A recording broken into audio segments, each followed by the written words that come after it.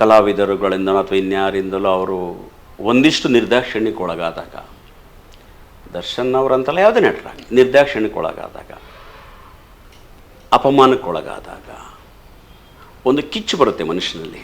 ನಾನು ಇವ್ರಿಗೆಲ್ಲರಿಗೂ ಒಂದು ಹಂತಕ್ಕೆ ಹೋಗಿ ತಕ್ಕ ಪಾಠವನ್ನು ಕಲಿಸಬೇಕು ಅಂತಕ್ಕಂಥ ಒಂದು ಕಿಚ್ಚು ಬರುತ್ತೆ.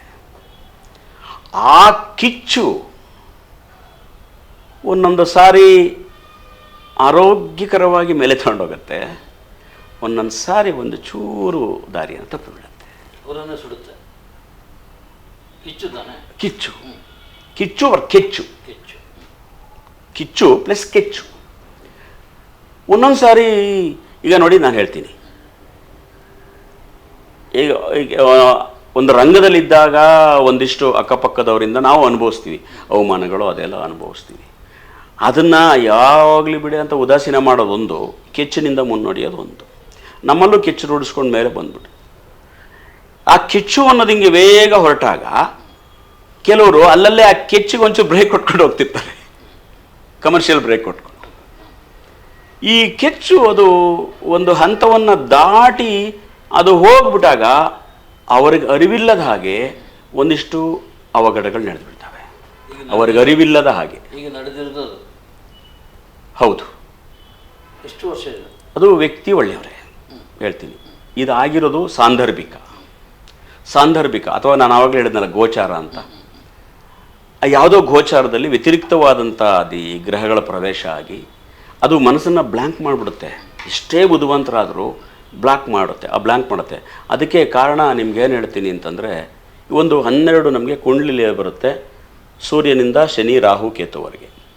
ಅವರ ಕುಂಡಲಿಯಲ್ಲಿ ಶನಿ ಕುಜ ಸಂಗಮವಾಗಿದ್ದರೆ, ದೃಷ್ಟಿ ಅಥವಾ ಯಾವುದೋ ರೀತಿಯ ರಿಲೇಷನ್ಶಿಪ್ ಬಂದಿದ್ದರೆ, ಕುಜ ಅಥವಾ ರಾಹು ರಿಲೇಷನ್ಶಿಪ್ ಬಂದಿದ್ದರೆ, ನಾನು ಅವ್ರ ಕುಂಡಲಿ ನೋಡಿಲ್ಲ, ಬಂದಿದ್ದರೆ ಅದು ಜೀವನದ ಯಾವುದೋ ಒಂದು ಸಂದರ್ಭದಲ್ಲಿ ಯಾವುದಾದ್ರು ಒಂದು ಈ ರೀತಿ ಅವಘಡಕ್ಕೆ ಸಿಲುಕಿಸುವ ಸಾಧ್ಯತೆ ಇರುತ್ತೆ.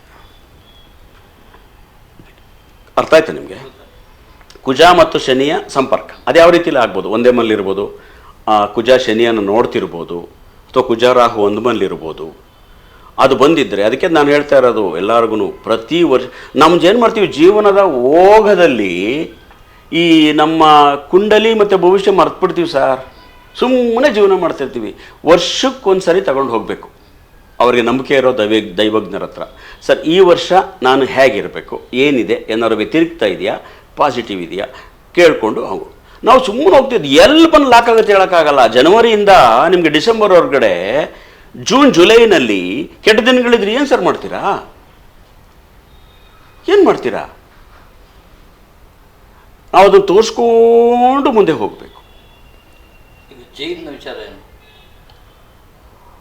ಆಗಲೇ ಹೇಳಿದ್ನಲ್ಲ, ಅವ್ರದ್ದು ಕುಂಡಲಿ ಮತ್ತು ಇದು ಡೇಟ್ಗೂ ನೋಡಿಲ್ಲ ನಾನು. ಅದು ಯಾವ ಭುಕ್ತಿ ನಡೀತಿದೆ ಗೊತ್ತಿಲ್ಲ. ಋಷಭ್ ಶೆಟ್ಟಿ ಅವ್ರಿಗೆ ಹೇಳಿದ್ದು ನಾನು, ಇದೆಲ್ಲಿವರೆಗೆ ಹೋಗ್ತದೆ ಅದು ಹೇಳಲಿಕ್ಕೆ ಬರೋಲ್ಲ. ಅದು ನೋಡಬೇಕು, ಕ್ಲೀನಾಗಿ ಕೂತ್ಕೊಂಡು 1 ಗಂಟೆ ಅಧ್ಯಯನ ಮಾಡಬೇಕದು.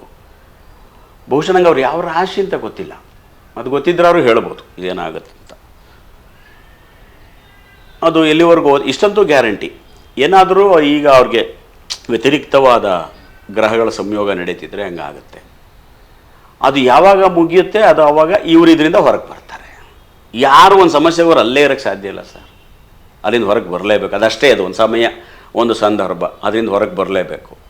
ಯಾರೂ ಕೂಡ ಅದರಲ್ಲಿ ವಯಸ್ಸಾಗೋವರೆಗೂ ಅದೇ ಸಮಸ್ಯೆ ಒಳಗಿರೋಕ್ಕಾಗಲ್ಲ. ಬಟ್ ಈ ಸಂದರ್ಭ ಏನಾಗ್ತಿದೆ, ಅದೇನು ಹೋಗ್ತಾ ಇದೆ. ಈಗ ಐ ಥಿಂಕು ಈ ವರ್ಷದ ಲೆಕ್ಕಾಚಾರ ತಗೊಳ್ಳೋದಾದ್ರೆ ಜನರಲ್ ಆಗಿ 2025 ಏಪ್ರಿಲ್ ಯುಗಾದಿ ನಂತರ ಒಳ್ಳೆಯ ದಿನಗಳು ಬರ್ಬೋದು. ಏಪ್ರಿಲ್ ನಂತರ ಯಾಕೆ ಅಂತಂದರೆ, ಎಲ್ಲೋ ಕೇಳ್ಪಟ್ಟಿದ್ದೀನಿ ಅವ್ರದ್ದು ಮಕರ ರಾಶಿ ಅಂತ. ಮಕರ ರಾಶಿಗೆ ಈಗ 2ನೇ ಮನೆಯಲ್ಲಿ ಶನಿ ಇದೆ. ಕೇಳಿಸ್ಕೊಂಡ್ರೆ 2ನೇ ಮನೆ ಶನಿ ಇದೆ ಅಂದರೆ 7.5ನ ಕೊನೆಯ ದಿನಗಳು.